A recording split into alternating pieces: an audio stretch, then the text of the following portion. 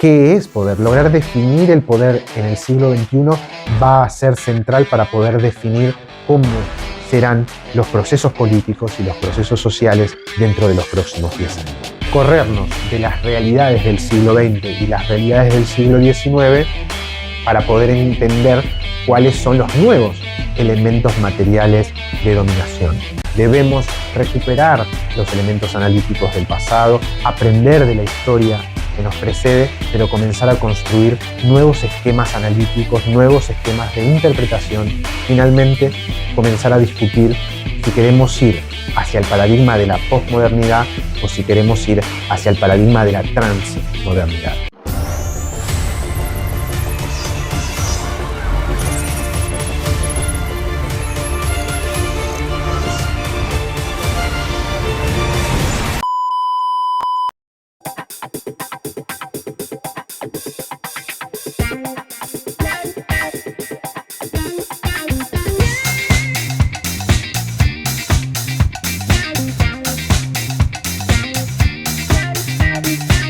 Nuestro título de hoy es Superhumanos, un tema que abordaremos de la mano de Noam Yomal Harari, quien nos acompañará en un debate que ha tenido gran relevancia en los últimos años, pero en lo que va de la tercera década del siglo XXI ha cobrado más relevancia.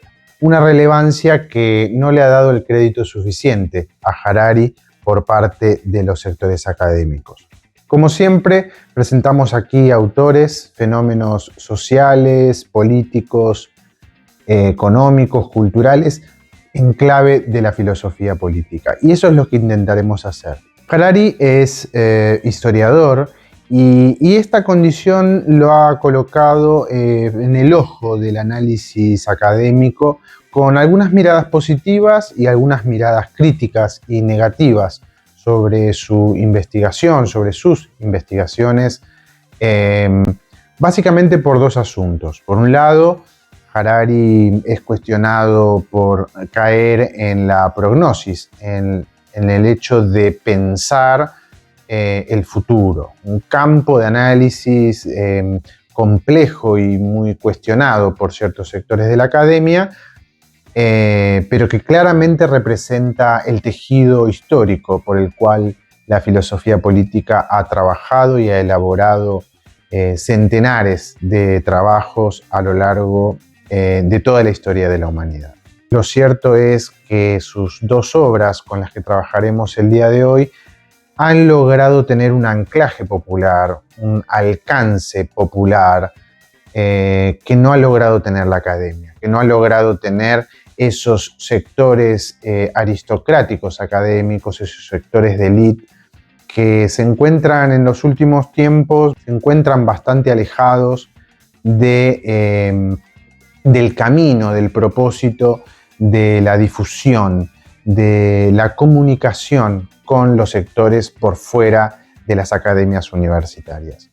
Harari en esta oportunidad ha logrado poner en un lenguaje común, en un lenguaje accesible y horizontal, un concepto que claramente representa un proceso de síntesis de un montón de asuntos que hemos venido trabajando en diferentes encuentros aquí en este canal.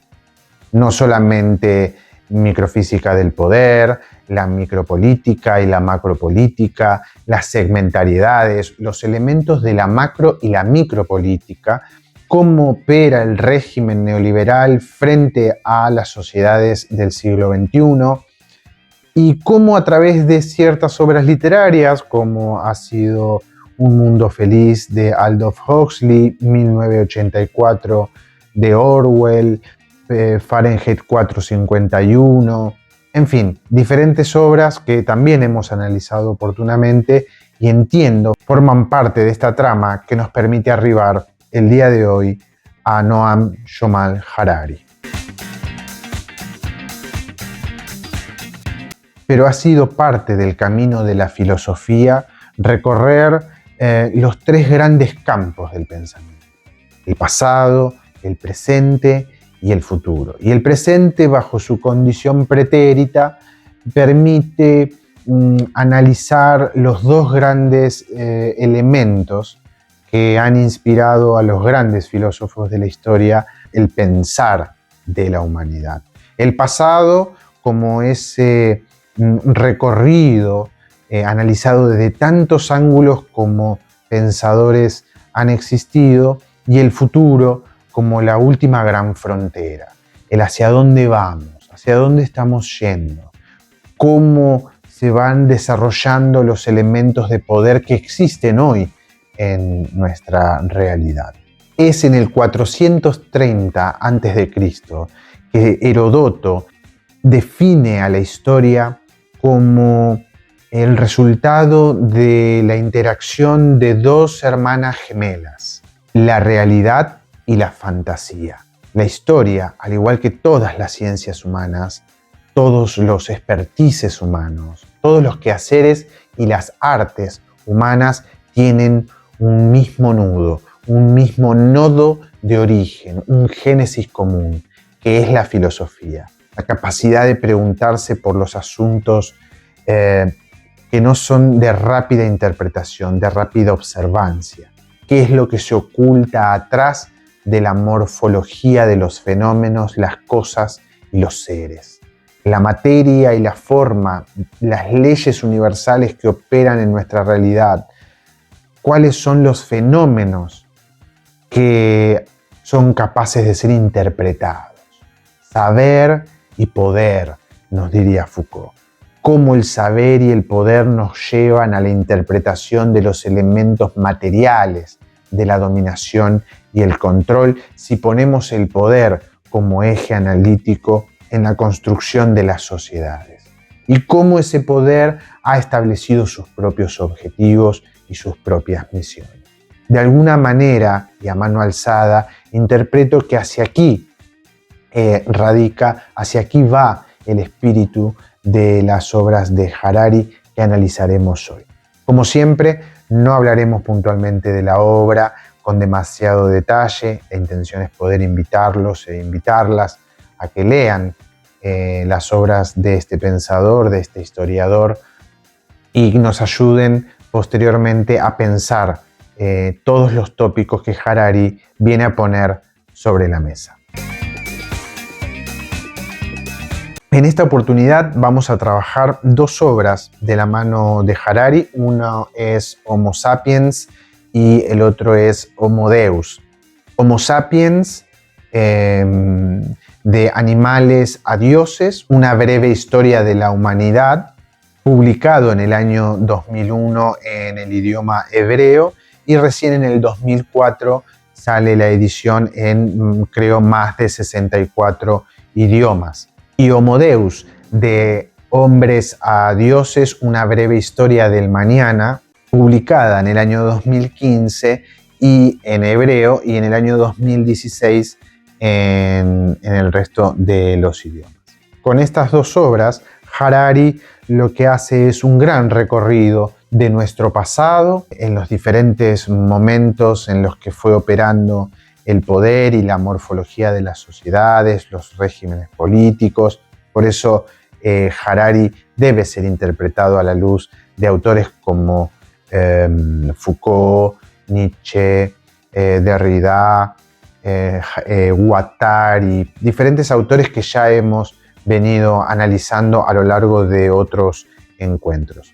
Pero finalmente lograr interpretar a Harari a la luz de la interpretación final que él lleva adelante en Homo Deus, que es esa prognosis, esa capacidad de construir una predicción, no en términos metafísicos, sino en términos propios de la ciencia, tratar de evaluar cuáles son las potencialidades de los elementos materiales del poder, de los elementos materiales que constituyen la ontología social, la forma en nuestra sociedad actual, en los próximos años, casi en un estadio de alerta, de alarma sobre los grandes cambios que entiende Harari se avecinan en los próximos 5 o 10 años en el futuro. Entre más nos acerquemos al final de la tercera década del siglo XXI, estas realidades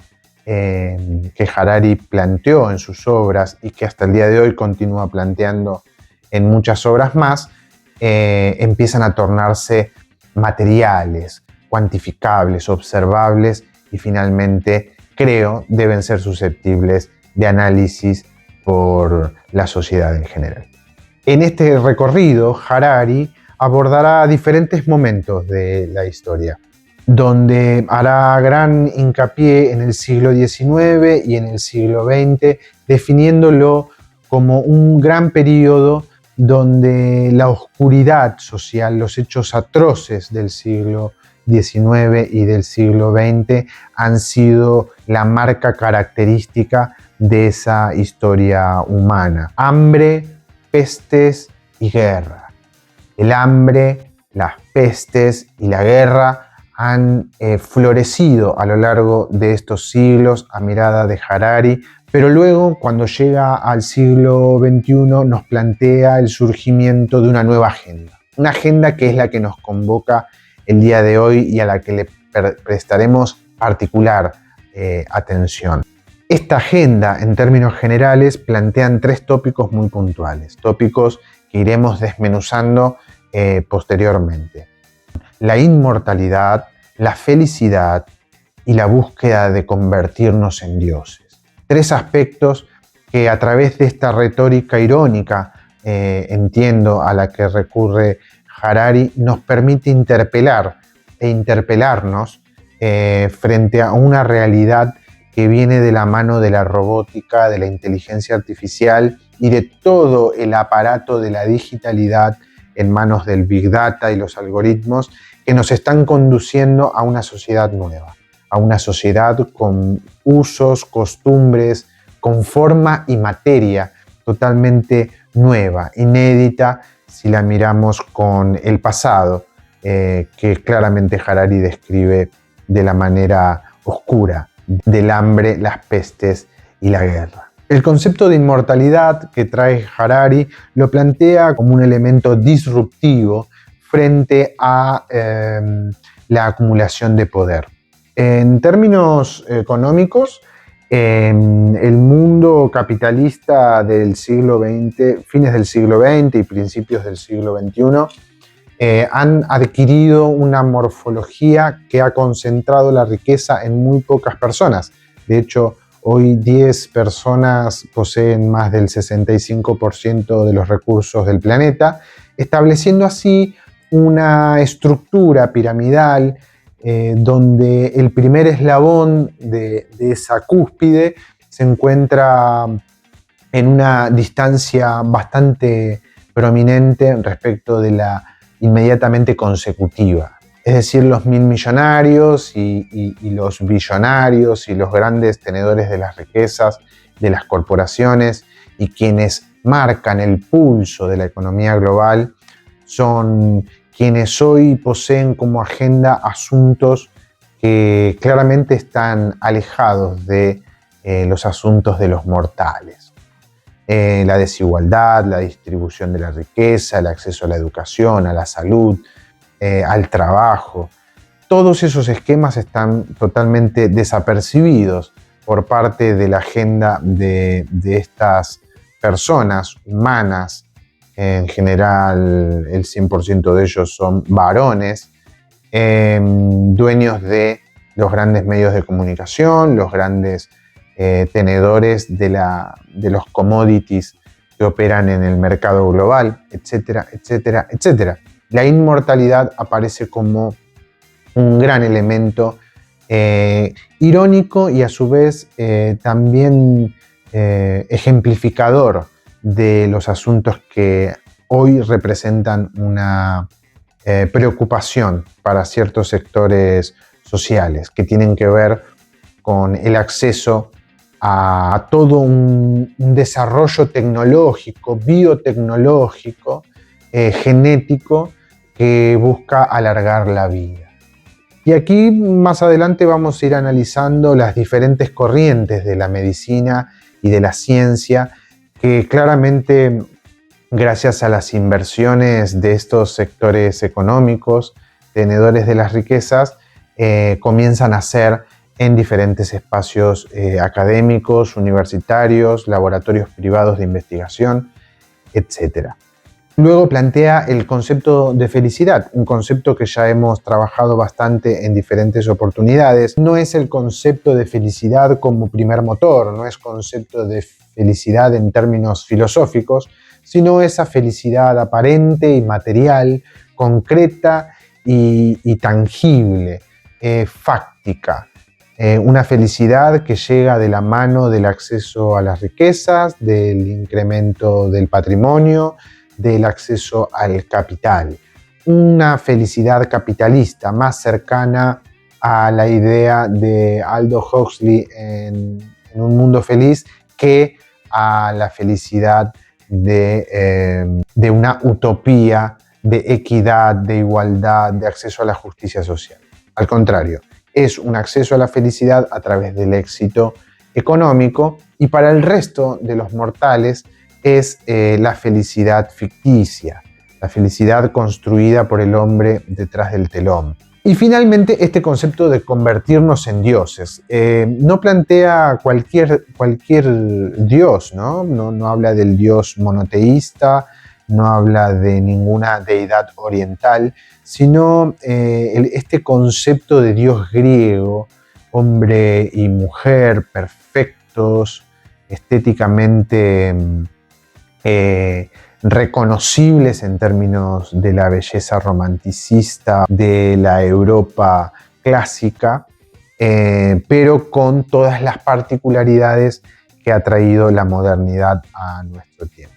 Entonces, esta figura de los dioses griegos aparece como un concepto de hipérbole con nuestro mundo actual, con nuestra realidad actual, con nuestra estética actual, donde el preguntarnos sobre la belleza, los placeres, el acceso al éxito y la felicidad se tornan más cercanas a esta construcción ficcional de no ser mortales, sino transformarse en dioses. Ahora bien, estos conceptos pensados y enumerados así al aire tornan un poco extraño el análisis de Harari y claramente no ir atrás de Harari y analizar cuáles son los elementos que Harari interpreta realmente no le harían justicia a lo que Harari plantea como elemento de análisis, pero que a medida que vayamos avanzando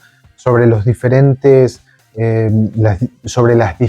tramas que Harari irá planteando, veremos cómo esta figura de los dioses, de la figura de la inmortalidad y de la felicidad como valores supremos, en realidad sí están definiendo una nueva constitución de lo molar y de lo molecular. Van a terminar definiendo los elementos materiales de dominación, la microfísica del poder, de la mano de un elemento central, que es el denominador común de todo esto, que es la digitalidad, el desarrollo de la inteligencia artificial y la robótica como un elemento preocupante, complejo, pero de gran preocupación, no solamente para Harari, sino para todo el mundo científico que se ha detenido a analizar profundamente cuáles serán los cambios que ya se están produciendo en nuestra sociedad, pero que en breve veremos más profundizados, mucho más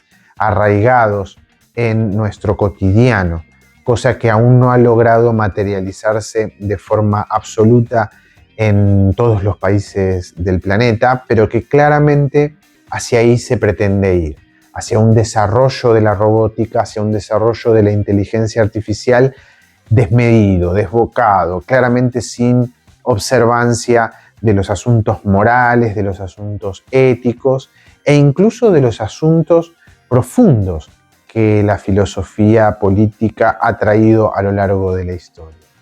De hecho, la filosofía hoy está siendo bombardeada permanentemente por ciertos sectores del pragmatismo y de lo fáctico que pareciese encontrar arraigo en el concepto de utilidad del neoliberalismo, que claramente se torna disruptivo y hace que los nuevos dioses realmente han tejido una red de desprestigio al acto del pensamiento crítico, desterrando la lectura crítica, desterrando el libro y los procesos complejos del pensamiento a través del libro para reemplazarlos por la espectacularidad, por el show, por el business y por supuesto por las performances en este mundo del régimen de la información,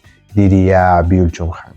En este primer abordaje nos vamos a encontrar con un Harari identificando cuáles fueron los diferentes nodos de poder que han existido a lo largo de la historia y que claramente han configurado los elementos materiales de dominación. Es decir, la construcción de la imagen metafísica de lo que opera más allá de la condición humana a lo largo de la historia ha tenido influencia en las formas en que el poder se ha adaptado, ha mutado y de alguna manera generando una onda expansiva sobre todos los compartimentos de las sociedades.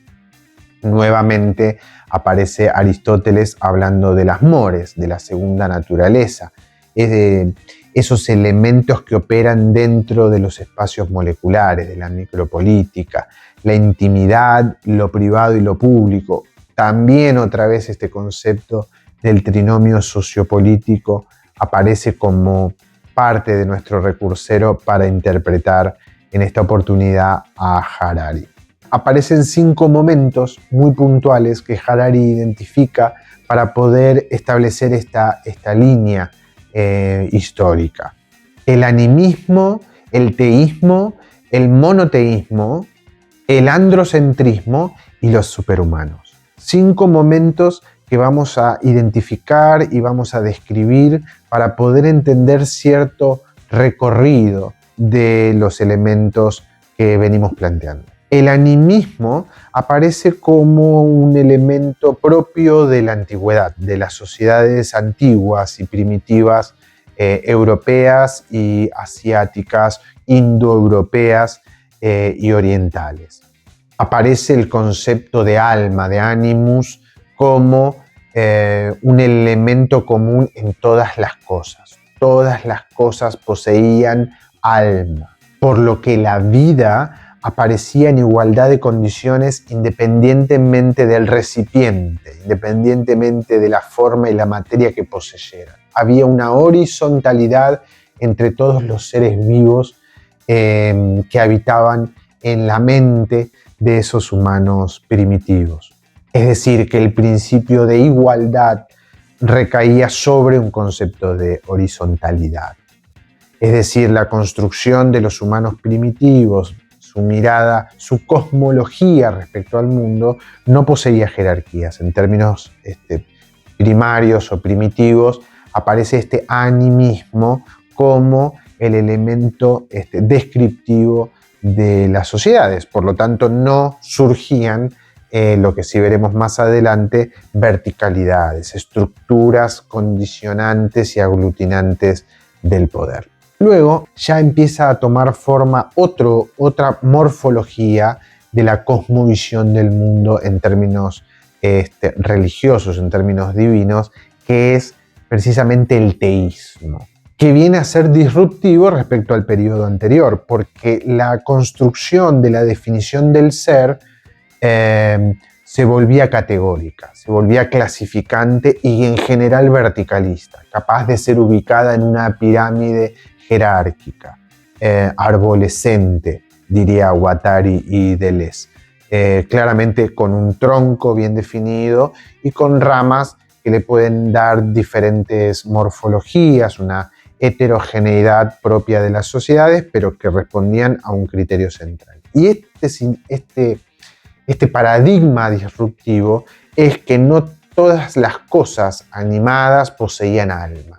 Y aquellas que poseían alma no eran iguales, ¿no? Existía una jerarquía de más aptos y menos aptos, más dignos y menos dignos, con más virtud o con menos virtud. Esta clasificación discriminatoria de las condiciones del ser aparecen muy potentes y condicionan un montón de procesos políticos, sociales, no solamente de los procesos de construcción y de ruptura permanente, cual este pulso histórico de la caída de las monarquías, de las repúblicas, de los imperios, de las guerras, de los procesos de conquista y demás.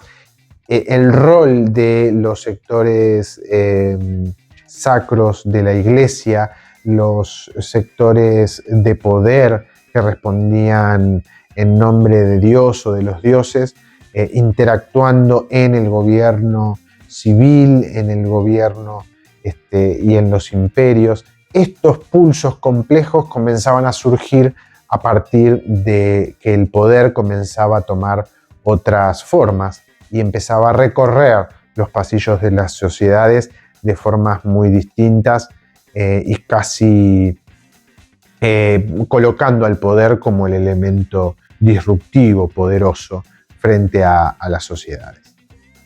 Luego hay un periodo donde ya no se habla de teísmo, sino de monoteísmo. Ya nos encontramos con la Iglesia romana constituida, el catolicismo, el cristianismo, consolidado como religión oficial de los grandes imperios, comenzando procesos de conquista y persecución, guerras por la toma del poder, y ya los politeísmos, estas religiones de muchos dioses, religiones romanas, de pueblos helénicos, algunos sectores árabes, africanos y demás, comenzaban a verse desplazados en términos de las constituciones del poder europeo de manos del concepto de monoteísmo, un solo Dios, el único.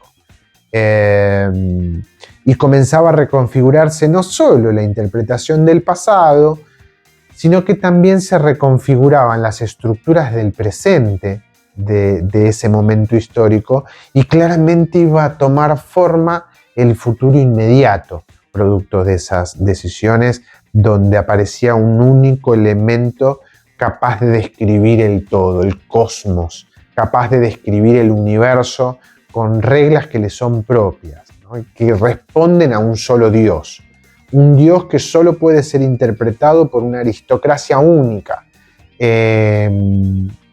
Nuevamente apareciendo esta cuestión arborescente, jerárquica, donde hay almas que valen más que otras almas, ¿no? Nuevamente el poder operando desde lo represivo, desde lo punitivo, lo inquisitivo.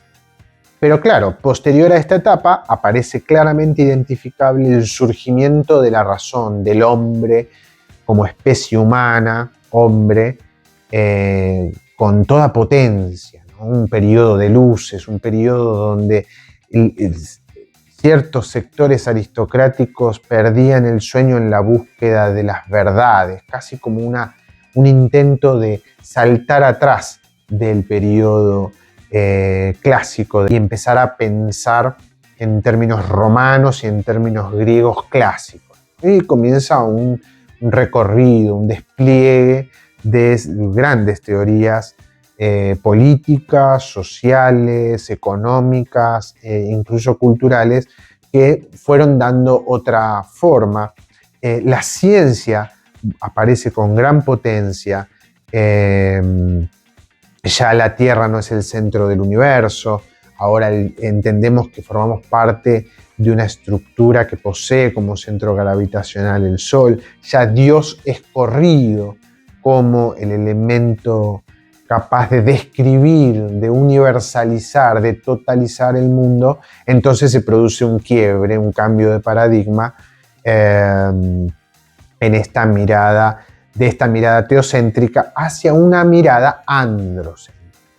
El humano aparece como el elemento a investigar, como el elemento a descifrar, el gran enigma de la humanidad que permite las grandes revoluciones.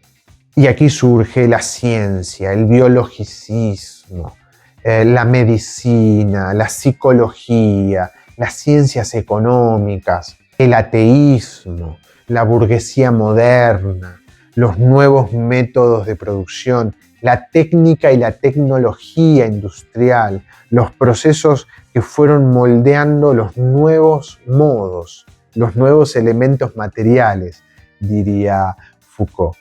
Y todo esto comienza a convivir con una diversidad cultural y una diversidad de cosmologías que claramente fue encontrando cierto caos y ciertas estabilidades a través de un denominador común que eran las batallas dialécticas, las batallas de los argumentos, un proceso de florecimiento de la filosofía que claramente iba a marcar un antes y un después, pero con una condición clara, el laicismo.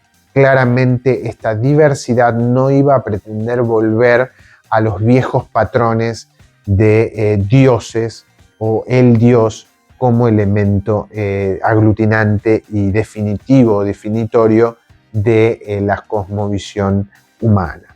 Y luego nos encontramos con este último momento que definimos, que decidimos definir como el momento de los superhumanos. Este momento, este comienzo, estos inicios de la tercera década del siglo XXI nos encuentra con una sociedad impensada hace 20 años atrás, impensada hace 10 o 15 años atrás, donde los elementos que han surgido propiamente del desarrollo de la ciencia, de la tecnología, los procesos de la construcción de la digitalidad, han modificado por completo las estructuras materiales y han empujado, han dado más velocidad, han acelerado los procesos de innovación tecnológica, de innovación de robótica, de innovación de la digitalidad a una velocidad sin precedentes. Un año equivale a décadas de otros tiempos. Hay un desarrollo de la técnica tan eficiente que rápidamente entramos en una vorágine de desarrollo que no está siendo capaz de ser tamizada, clasificada, sistematizada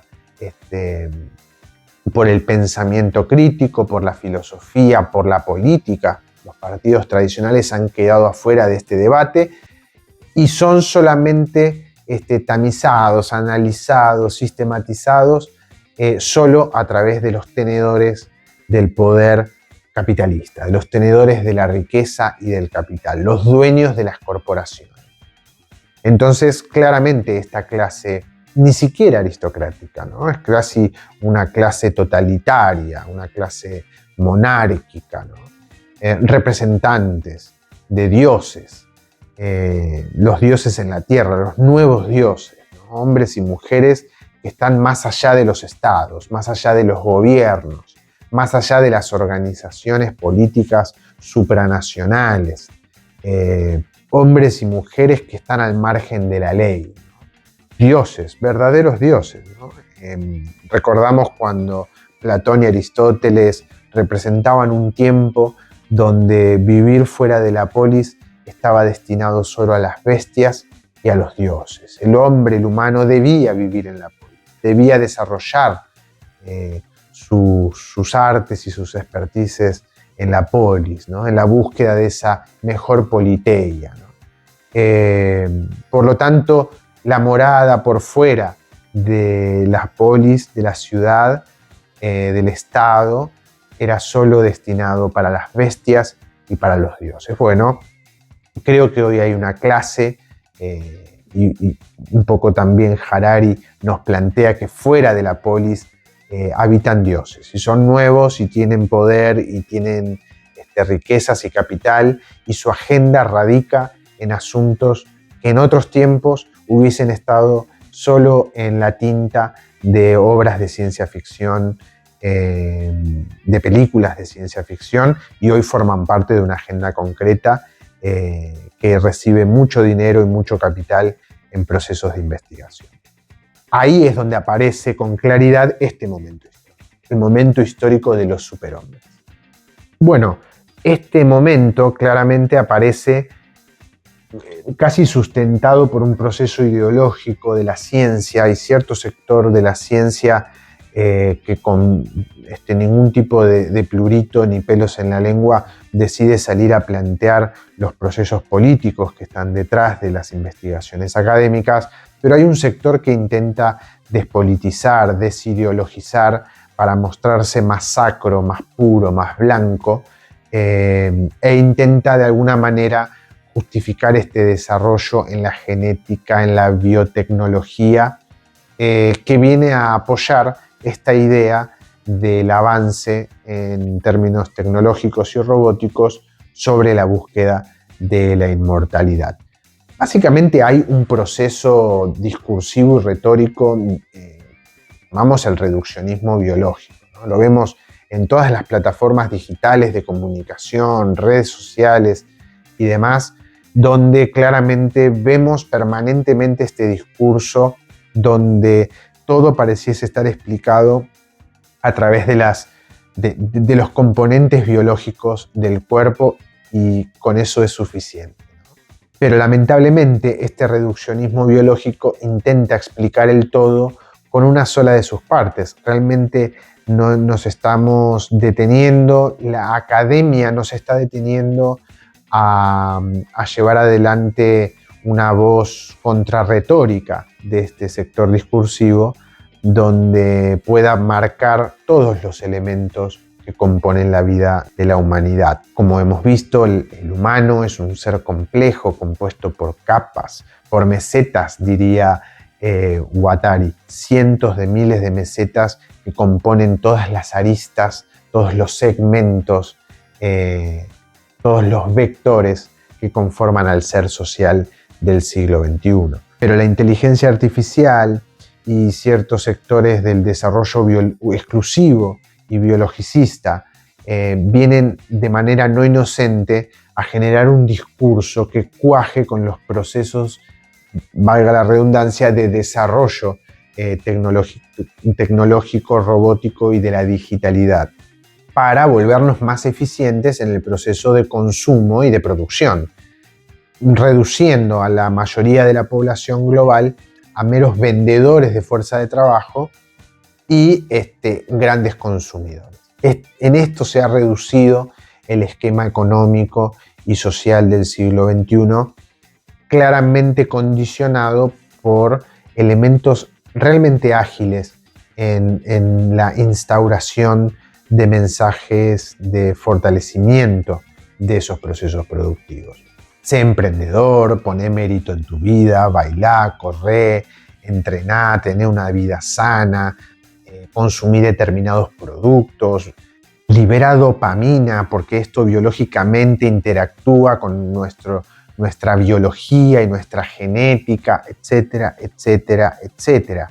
Estos discursos están por doquier, casi como si fuera la revelación del secreto de la felicidad, el secreto de la prosperidad, al punto tal de que muchos estados y gobiernos asumen el diseño de políticas públicas en términos de salud a través de esta mirada reduccionista, biológicamente reduccionista, ¿no? El reduccionismo biológico, donde echa por tierra, corre del análisis un montón de otros contextos, de otras realidades, de otros fenómenos que también intervienen en la vida del ser humano, los asuntos sociales, su contexto emocional, su contexto psicológico, la economía, sus expectativas, la filosofía, la sociología.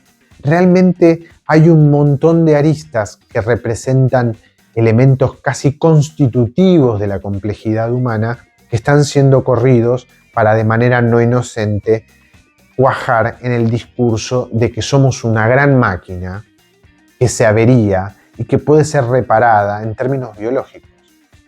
Si hay un reloj que de repente deja de funcionar y logramos identificar cuál es la pieza que no está funcionando correctamente y logramos reemplazarla, el reloj vuelve a funcionar. Esta mirada reduccionista plantea que somos una gran maquinaria que si logran identificar los errores que podemos tener en el funcionamiento, podemos ser reparados. Esto, linkeado a la inmortalidad, es un paso de distancia. Este es el objetivo con el cual se pretende. Hoy, la abrasión de órganos, el trasplante de órganos artificiales, la clonación, el desarrollo de la reproducción celular, el genoma humano, etcétera, etcétera. Un montón de asuntos que parecen venir a descifrar los enigmas de la inmortalidad, de la felicidad y la capacidad de convertirnos en nuevos dioses.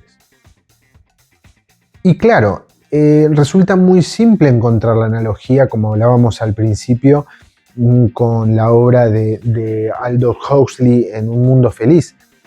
Cuando el reduccionismo biológico aparece como la primera avanzada por parte de estos sectores de desarrollo, de esta gran élite del Olimpo, estos nuevos dioses, es muy linkeable a la idea que plantea Huxley en su obra de Soma, ¿no?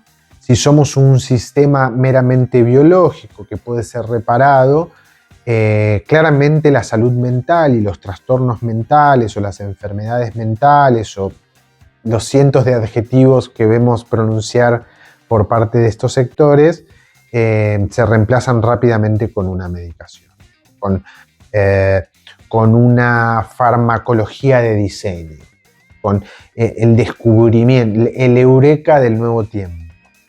Pero en realidad detrás se encuentran dos grandes paradigmas que hoy están siendo debatidos por grandes sectores de la academia, con honrosas excepciones que no deciden caer en las manos de estos sectores reduccionistas y economicistas del paradigma de la humanidad, donde la medicalización y las farmacéuticas pareciesen ser la gran solución a los problemas del alma, a los problemas del animus del hombre, ¿no? Y de la mujer, del humano. Entonces nuevamente aparece el concepto de Huxley de soma, ¿no? Esta medicación, esta sustancia construida a través de la ciencia, que es la gran salvadora, que nos va a garantizar el acceso a la felicidad. Y todo este discurso, todo este recorrido aparece casi en un intento de encontrar objetividad, construir un discurso objetivo, irrefutable, de una autoridad académica, de una autoridad cientista, de una autoridad iluminada, distanciada del resto de los mortales, que no logramos comprender lo complejo de la ciencia biológica, para poder establecer el mundo tal cual es. Impedir el debate sobre asuntos que operan de forma objetiva, independientemente de mis opiniones, independientemente de mis sentires. Porque claramente no vamos a ponernos en contra de las prescripciones médicas frente a determinadas enfermedades, trastornos o situaciones que son meramente médicas, pero no pueden serlo de forma exclusiva. Hay asuntos que responden a la salud, como bien lo establece la Organización Mundial de la Salud, que no son meramente biológicas y materiales, y fácticas, sino que responden a procesos psicológicos, emocionales, históricos, contextos económicos, acceso a las riquezas, las expectativas, esa mirada sobre el futuro próximo, el contexto y el hábitat, el clima, el medio ambiente, etcétera, etcétera, etcétera. Un montón de condiciones que hoy son corridas y que son incapaces de ser discutidas porque el mundo está planteado así. Otra vez Foucault, el sujeto se encuentra sujeto a los elementos de su tiempo, ¿no? De los elementos de dominación que existen en su tiempo, las instituciones de dominación. Hoy ya un poco corridas de las manos del Estado, de la mano de la estatalidad, y más puestas en los sectores privados, en las corporaciones invisibles, ¿no? En las corporaciones que están fuera del mundo, fuera de la polis, ¿no? que es donde habitan los dioses y las bestias. Realmente hay un Olimpo, hay un mundo al cual el mortal común no puede acceder, que es donde viven estas personas humanas que han logrado construir este esquema, este sistema que entiendo Harari intenta advertirnos.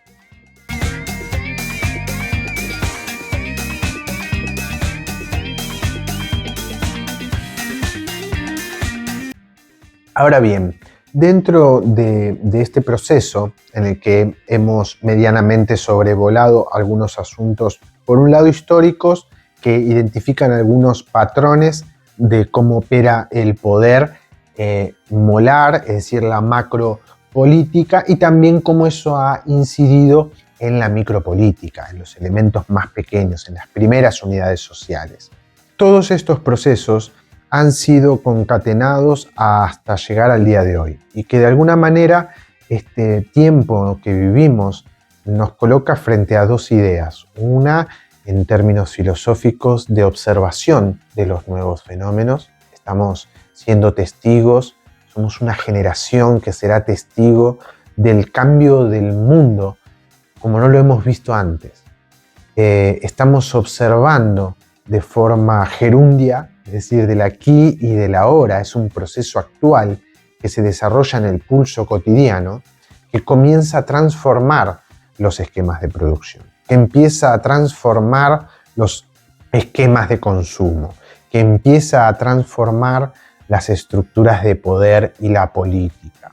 Cientos de litros y litros de tinta escritos por los grandes pensadores de la política van a ser totalmente desestimados. La morfología y la ontología del poder se han roto. El Estado ya aparece como un elemento subsidiario de los verdaderos tenedores del poder. Ese paradigma estadocéntrico, donde el Estado aparece como el gran regulador, como ese árbitro, ese tercero imparcial, encontrando equilibrio en la lucha de poderes económicos de los sectores privados. Bueno, esa estructura que estudiamos permanentemente comienza a romperse, empieza a resquebrajarse.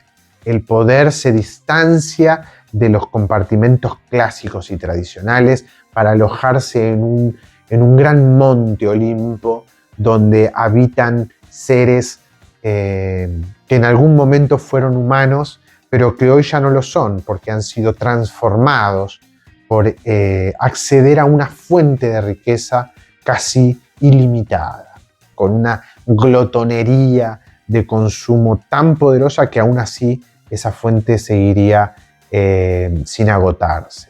Más del 65% de los recursos del planeta entero puesto en las manos de 10 personas. 10 personas que claramente no responden ni deben responder a ninguna ley, a ninguna estructura de gobierno. Son verdaderos dioses. ¿Y cómo ha operado? ¿Cómo ha venido transcurriendo este proceso, este gerundio histórico, este pulso cotidiano? Básicamente nos podemos parar el día de hoy en dos ejemplos muy puntuales que pueden de alguna manera ejemplificar este proceso. El primero tiene que ver con un personaje de nuestra historia contemporánea, que es el caso Fogg. Fogg es un ingeniero de Silicon Valley que luego de escuchar una charla con el psicólogo George Zimbardo, psicólogo e investigador del comportamiento, decide estudiar psicología en la Universidad de Stanford. Fogg en 1977 presenta su tesis, que básicamente tuvo como problematización. Él se preguntaba cuánto tiempo podía mantener a una persona frente a la pantalla de un ordenador. Esta fue la razón por la que Fogg comenzó a estudiar los procesos de conducta de las personas frente a las pantallas de los ordenadores. Este trabajo de investigación de Fogg llevó a que lograse conocer a Mark Zuckerberg, quien le llevó una gran problemática, que era la plataforma Facebook. Zuckerberg se encontraba con una plataforma que había tenido un un incipiente desarrollo original, pero que no lograba realizar ese salto cuantitativo que él estaba necesitando. Luego, cuando se puso a trabajar Fogg en esto, logró incrementar exponencialmente la potencialidad de Facebook, que pasó de 20 millones de usuarios a 50 millones de usuarios en apenas una semana. Realmente Fogg había encontrado el método de estímulos conductuales para poder generar que las personas puedan quedarse más tiempo frente a la pantalla de los ordenadores, y posteriormente será un método también aplicable a los smartphones. Entonces, Fogg comienza un proceso de más estudio, de más diseño, de más preparación, al punto tal de que termina siendo el creador de una nueva plataforma con todas las correcciones necesarias para perfeccionar su método, ya no en una plataforma existente como fue en Facebook, sino terminó creando lo que el mundo después conoció como Instagram. Una estructura, una plataforma que hoy es un éxito en términos de sostener, de contener a las personas frente al ordenador, frente a la pantalla. Todas las generaciones humanas detrás de la pantalla casi de manera irreversible, ¿no? Frente a cualquier hueco de tiempo, rápidamente vamos a la pantalla y abrimos y buscamos, y tiene una dinámica y una forma visual de estímulos y casi mecanizada en la que realmente nos volvemos esclavos de la digitalidad y no tenemos la capacidad de pronunciar la palabra aburrimiento. Casi entre más nos acercamos a las poblaciones más jóvenes, nos encontramos con poblaciones jóvenes que no tienen la capacidad de aburrirse, ¿no? Porque rápidamente está ahí Instagram y todas las redes sociales y todas las plataformas de la digitalidad que buscan esta contención reduccionista de la conducta del ser humano, y que claramente fue diseñada, fue pensada, como es en el caso de Fogg.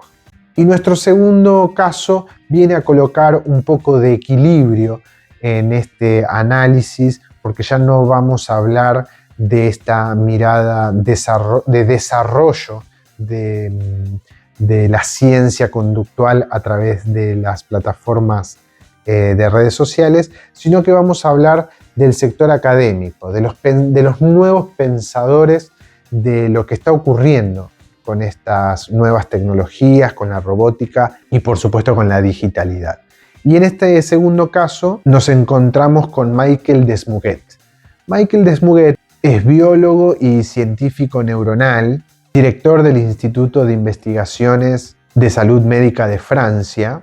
Escribió el libro Los cretinos digitales, donde explica cómo afecta en niños y adolescentes el uso excesivo de las pantallas y cómo los índices de inteligencia a partir de la socialización del smartphone en el 2008-2009 en adelante comienza a afectar proporcionalmente los índices de inteligencia en las nuevas generaciones.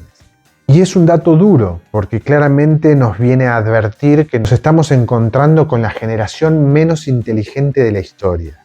Luego de la creación del smartphone y de la socialización del smartphone y la plataforma de la digitalidad, los índices de inteligencia han comenzado a decrecer de manera significativa. No hablamos de una inteligencia meramente práctica, fáctica, calificable, ¿no? La inteligencia per se, sino también la inteligencia emocional y la inteligencia social. Esta complejidad propia del proceso crítico, pensamiento, de reflexión que ha sido característica de la humanidad, se ve claramente atacada por este proceso de digitalidad.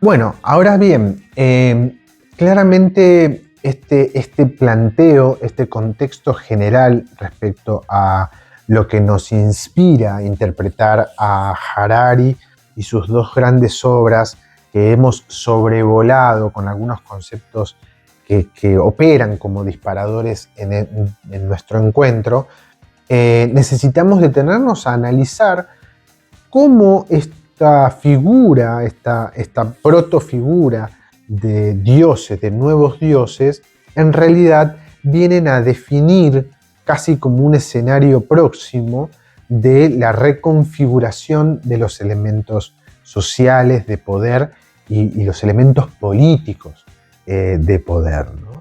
Y aquí van a aparecer tres grandes grupos, tres grandes clases, ¿no? A lo largo de la historia siempre hemos identificado, a través de diferentes miradas técnicas de las ciencias sociales, clases sociales,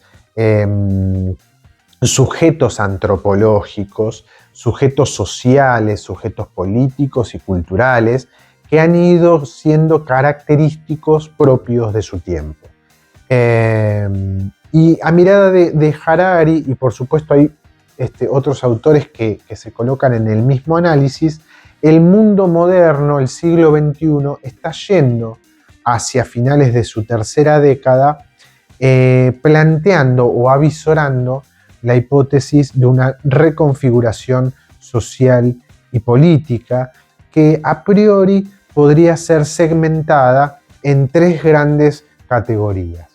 Categorías que pueden ser interpretadas de forma piramidal, ¿no? Donde nuevamente aparece en la cúspide de la pirámide un grupo reducido, minúsculo, mínimo, que son los que llama los nuevos dioses, ¿no? Hombres y mujeres que son tenedoras del máximo capital o de la máxima riqueza del planeta, los más cercanos a alcanzar la inmortalidad con esta ironía retórica, pero que también es sugestiva y en algún punto pareciese ser materialmente realizable, ¿no? Si hay alguien que va a acceder a la inmortalidad, si es que en algún momento la inmortalidad se transformase en una realidad, son este grupo de personas que son dueñas de las riquezas del planeta. Un grupo muy reducido, estos nuevos dioses. Inmediatamente después de ellos, con cierta distancia, pero que claramente terminan siendo funcionales a estos nuevos dioses, se encuentran los imprescindibles. Un grupo un poco más amplio que los primeros, que los nuevos dioses, pero no tanto, que son los que van a permitir la sostenibilidad del sistema, ¿no? Los operadores de sistemas, los grandes ingenieros, los grandes programadores, ciertos operarios necesarios para determinados mantenimientos de los aparatos y de la materialidad y del soporte de las nuevas tecnologías y la robótica, pero que van a ser un grupo muy reducido. Y finalmente un tercer grupo, tercer y último grupo, que va a representar más del 90% de la sociedad humana, que son los prescindibles. Son aquellos que ya no van a tener ni los conocimientos prácticos, ni los conocimientos técnicos para poder colaborar con el nuevo esquema económico. Porque básicamente todo aquello por lo que vivió y se preparó y que de hecho desarrolló la economía particular de cada uno de ellos, habrá sido reemplazado o reemplazada con máquinas, con robots o con inteligencia artificial que desarrollen su trabajo de manera mucho más efectiva, más rápida, más eficiente, más eficaz, en términos fácticos no humanos, pero que en definitiva es lo que le interesa al sistema. Y que claramente, al igual que esa disciplina que esa persona podría estar desarrollando, no va a haber la habilidad o la capacidad de poder adaptarse en términos de mérito en otras realidades. Por lo tanto, la gran alerta, la gran alarma en términos analíticos que se presenta frente a esta lógica es claramente un gran conflicto social. Un conflicto social que claramente va a volver a la sociedad moderna del siglo XXI a condiciones sociales, económicas y políticas más cercanas a las sociedades antiguas de regímenes esclavistas que a las sociedades modernas de estados liberales, con desarrollo de derechos, constituciones, libertades y de gran recorrido del capital cultural como el elemento aglutinante de la sociedad. Este elemento, cuestionado sí por muchos sectores, alarmistas, definido por otros, o incluso como teorías conspirativas, también definido por otros, lo cierto es que independientemente de la rigurosidad académica, de la rigurosidad del método académico, pone sobre la mesa un debate que tiene que ver con nuestra sociedad actual, con nuestra morfología. La robótica y la inteligencia artificial están avanzando a una velocidad impredecible, a una velocidad tan extraordinaria que viene a modificar los elementos de producción, los elementos de poder, la micropolítica y la macropolítica. Entonces, aparece en crisis o se coloca en crisis a los sectores políticos. La filosofía política comienza a ser sustituida por elementos más prácticos, más pragmáticos. Toda una maquinaria puesta al servicio de la construcción de nuevos elementos materiales de dominación. Elementos materiales de dominación inéditos a la mirada de Foucault, inéditos a la mirada incluso de Byung-Chul Han planteando el régimen de la información. Realmente no termina de ser una acabada interpretación de la realidad. Estamos comenzando a acercarnos a una etapa de la historia humana que va a poner en jaque todos los valores, los principios y las estructuras milenarias que han constituido la sociedad que conocemos. Las luchas y las pujas de poderes que han existido a lo largo de tantos años se verán resumidas, oprimidas por nuevos sectores de dominación que llegan con la blancura de lo puro, de lo real, de lo perfecto, y reemplazan procesos de información, reemplazan datos, reemplazan con procesos de información y reemplazan con datos emociones, sensaciones, humanidad.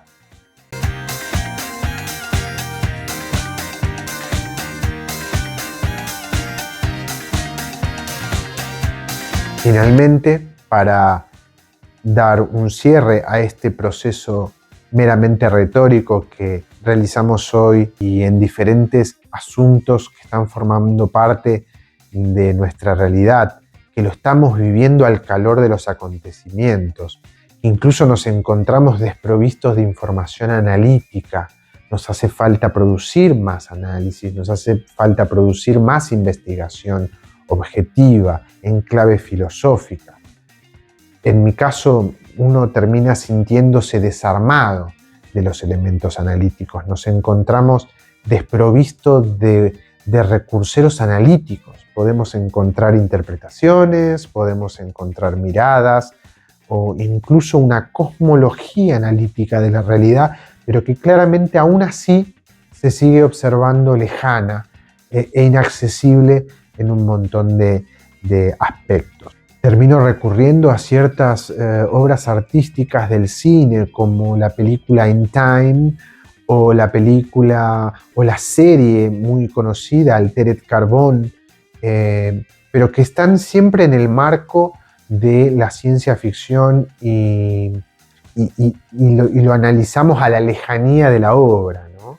A la lejanía de un tiempo que es básicamente un espacio no real, no fáctico, pero que a la hora de observar los elementos fácticos y reales de nuestra realidad no encontramos demasiada distancia. Entonces creo y entiendo que este debate en realidad va a encontrar su nodo en el debate sobre el futuro.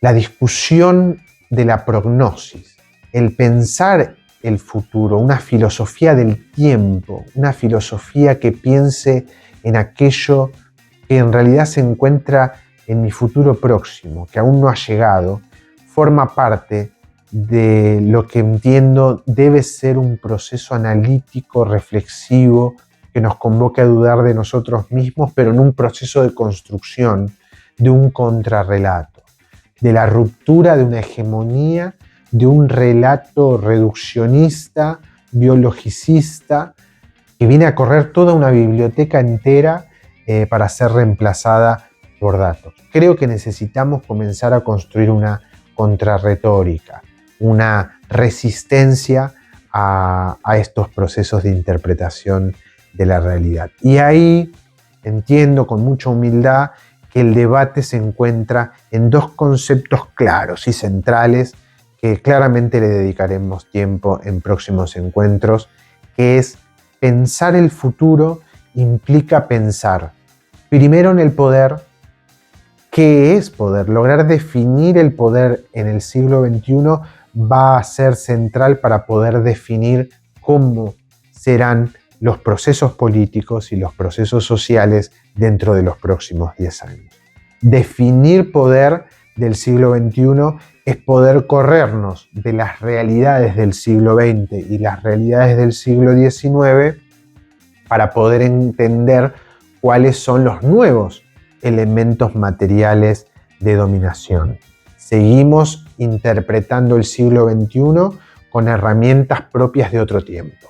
Debemos recuperar los elementos analíticos del pasado, aprender de la historia que nos precede, pero comenzar a construir nuevos esquemas analíticos, nuevos esquemas de interpretación de los elementos materiales, para después, finalmente, comenzar a discutir si queremos ir hacia el paradigma de la posmodernidad o si queremos ir hacia el paradigma de la transmodernidad.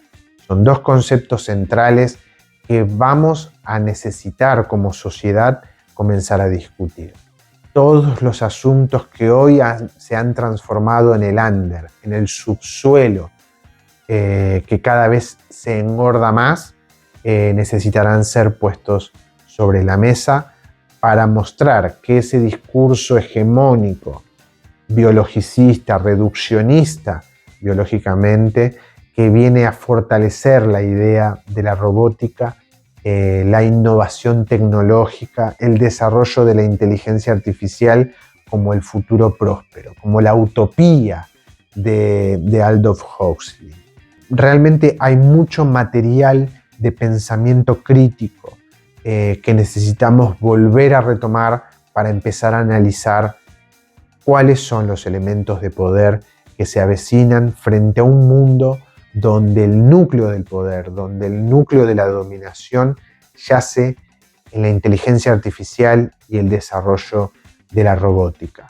Dos elementos que no son alcanzados por los estados, por los gobiernos, por las organizaciones de la sociedad civil, no son alcanzados por la interpretación institucional de las academias que se han retraído en torres de marfil, se han retraído en claustros que nada tienen que ver de los procesos populares del recorrido del conocimiento y del análisis.